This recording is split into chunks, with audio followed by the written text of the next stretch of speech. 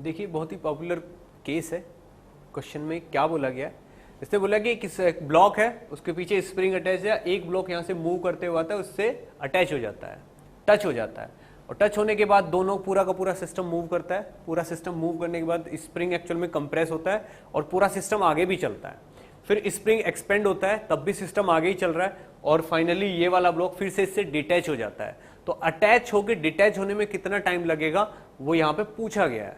Actual में इस spring, अगर ये स्प्रिंग अब नेचुरल लेंथ में, तो नेचुरल लेंथ से कंप्रेस होके वापस नेचुरल लेंथ में आने में कितना टाइम लगेगा, ये क्वेश्चन है। ठीक है ना। अब यहां पे क्या होता है, देखिए सिस्टम का मोमेंटम कंजर्व है, तो यहां पे मोमेंटम कंजर्व है, it means velocity of centre of mass कितनी होगी, constant. Velocity of centre of mass constant होगी। तो अब अगर सिस्टम को मैं यहां पे रीड्रॉ करता हूं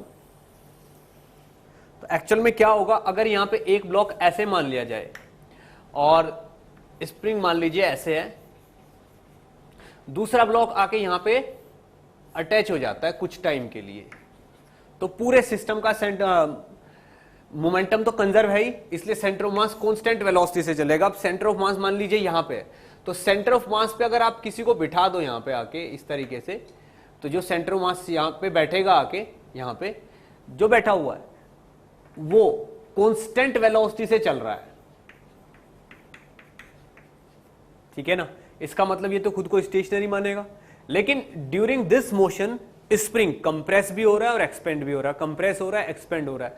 तो इस इंसान को ये वाला ब्लॉक एसएचएम करते हुए दिखाई देगा और ये वाला ब्लॉक भी एसएचएम करते हुए दिखाई देगा। अब कंप्रेस होके वापस नेचुरल लेंथ में आने का टाइम क्या होगा, एक्चुअल में इस एसएचएम का जो टाइम पीरियड है उसका हाफ, यानी कि t/2 यहां पे आंसर है, वही हमको फाइंड आउट करना है क्या है t/2।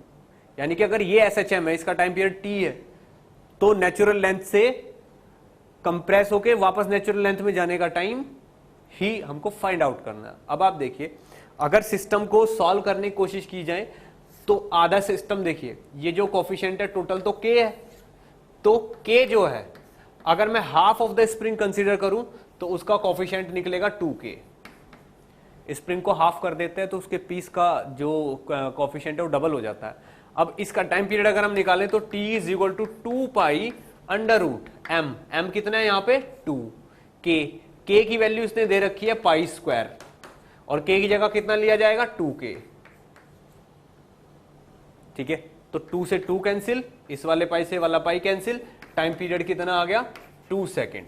अब आप देखिए टाइम पीरियड अगर 2 सेकेंड है यहां पे, ठीक है, तो आप ये देखिए हमारा आंसर कितना है t/2, यानी कि 1 सेकेंड। 1 सेकेंड आंसर है, तो यहां पे ऑप्शन सी करेक्ट हो जाता है, क्योंकि यही वो टाइम है जिसमें स्प्रिंग नेचुरल लेंथ से कंप्रेस होकर वापस नेचुरल लेंथ पे आ जाएगा, तो सी ऑप्शन यहां पे करेक्ट आ जाता है।